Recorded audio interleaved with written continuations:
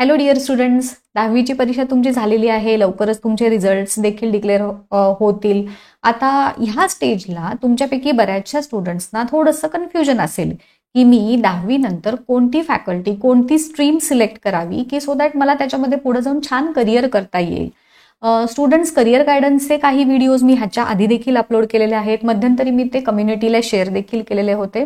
त्याच्यातच एक भाग म्हणून ह्याच्यानंतर देखील येत्या काही दिवसांच्या मध्ये मी अजून थोडेसे ॲडव्हान्स्ड लेवलची इन्फॉर्मेशन तुमच्यापर्यंत घेऊन येणार आहे की जे एकदम ट्रेंडिंग करिअर्स काय काय असतात आर्ट्स, सायन्स आणि कॉमर्स फॅकल्टीज घेऊन सुद्धा. परंतु त्याच्या आधी आज आपण जो पार्ट डिस्कस करत आहोत ह्याच्यामध्ये मी घेऊन आलेली आहे टॉप 10 स्कॉलरशिप्स. 10वीची परीक्षा दिल्यानंतर स्टुडंट्स कोणत्या कोणत्या प्रकारच्या स्कॉलरशिप्सच्या एक्झाम्सना अपियर होऊ शकतात सो दॅट त्यांना फ्युचर स्टडीजसाठी इकॉनॉमिक हेल्प मिळू शकते. आता ही जी इकॉनॉमिक हेल्प आहे ती तुम्हाला कोणत्या कोणत्या क्रायटेरियाच्या बेसिसवरती मिळते. त्यातला सगळ्यात पहिला क्रायटेरिया आहे तो म्हणजे क्लास. तुम्ही कोणत्या स्टँडर्डमध्ये शिकत आहात हा एक क्रायटेरिया आहे. त्यानंतर तुमचं त्या आणि त्याच्या आधीच्या क्लासेसमध्ये असणारं मेरिट. ऑब्व्हियसली स्कॉलरशिप्स ह्या तुमच्या मेरिटच्या आधारे देण्यात येतात. त्यानंतरचा तिसरा क्रायटेरिया आहे जेंडर. म्हणजे काही स्कॉलरशिप्स ह्या मुलांसाठी असतात, काही स्कॉलरशिप्स ह्या मुलींसाठी असतात. सो हा एक अगेन क्रायटेरिया आहे. महत्वाचा पुढचा जो एक क्रायटेरिया आहे तो म्हणजे parents income.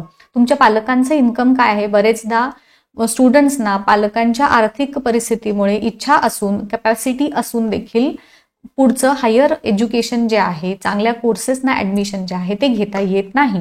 So parents income हा एक महत्वाचा क्रायटेरिया आहे.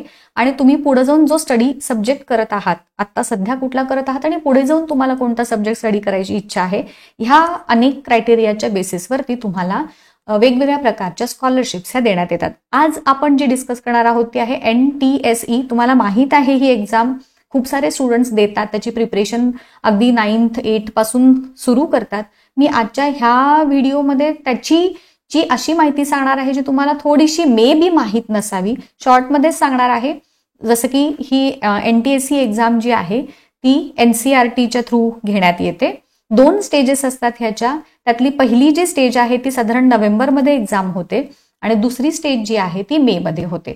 आता ह्याच्यामधले जेव्हा तुम्ही ही स्कॉलरशिपचे हा 2 लेवल्स क्लिअर करता स्पेसिफिकली, तर तुम्हाला तुमच्या एज्युकेशन, तुम्ही अगदी PhD लेवलपर्यंत जरी गेलात तरी तिथपर्यंतच्या तुमच्या एज्युकेशनला फंडिंग मिळवण्याचं काम किंवा फंडिंग तुम्हाला ह्या टॅलेंट सर्च एक्झामिनेशनद्वारे मिळू शकतं. म्हणजे 10वी पासून, म्हणजे 11वी 12वी पासून अगदी तुम्ही PhD होईपर्यंत तुम्हाला ह्या पर्टिक्युलर कुठल्याही कोर्ससाठीचं फंडिंग हे मिळू शकतं जर तुम्ही ही स्कॉलरशिप एक्झाम क्लिअर झालात तर. आता ह्याच्यासाठी तुमची इलिजिबिलिटी काय असली पाहिजे, तर तुम्ही फक्त ऑब्व्हियसली इंडियन स्टुडंट्स जे आहेत तेच, आणि ते पण 10वी मध्ये जे शिकत आहेत हे ह्या परीक्षेसाठी अप्लाय करू शकतात. तुम्हाला आधीच्या 9वीच्या ह्याच्यामध्ये वगैरे तुमचे मॅक्झिमम मार्क्स किंवा मिनिमम मार्क्स जे आहेत ते तुमचे चेक केले जातात.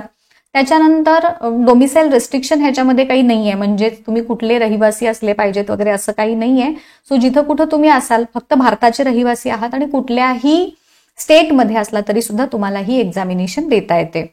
त्यानंतर ह्याच्यामध्ये तुमचं एज हे 18 वर्षापेक्षा कमी जे आहे ते असलं पाहिजे आणि तुम्ही 10वी मध्ये रिपीटर असले नाही पाहिजेत. म्हणजे पहिल्यांदाच तुम्ही 10वीची एक्झाम देत आहात. हे अगदी बेसिक क्रायटेरिया आहेत. आता ह्याचे जे डेट्स आहेत, ह्या एक्झाम्स साधारण स्टेज 1ची जी एक्झाम आहे जी स्टेट लेवलला होते ती नोव्हेंबरमध्ये साधारण होते.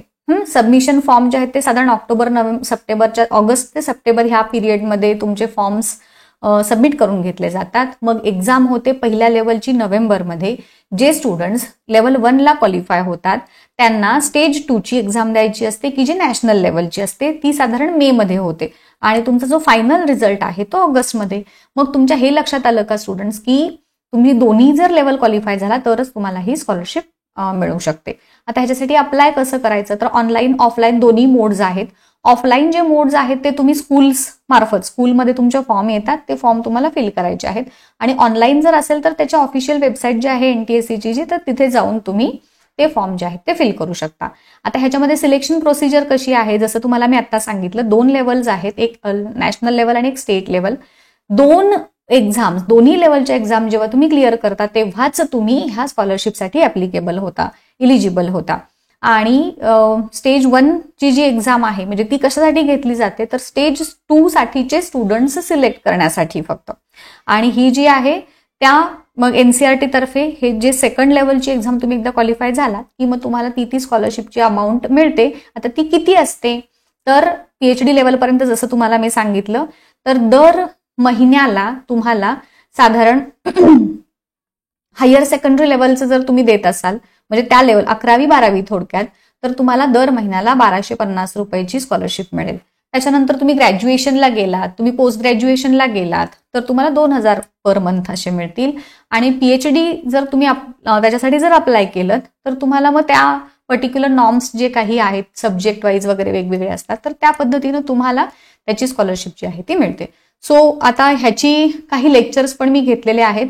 तुम्हाला ह्याच्याबद्दल डिटेल इन्फॉर्मेशन अजूनही मी ऑलरेडी सांगितलेली आहे. ह्याच्याबद्दल पुस्तकं काय आहेत ती देखील मी तुम्हाला सांगितलेली आहेत. सो ही एक एक्झाम झाली आजची.